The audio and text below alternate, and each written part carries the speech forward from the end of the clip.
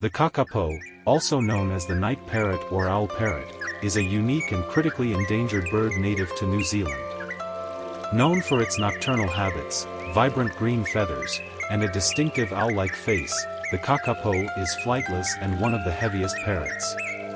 With only a handful remaining, conservation efforts aim to protect this rare species from predators, habitat loss, and disease.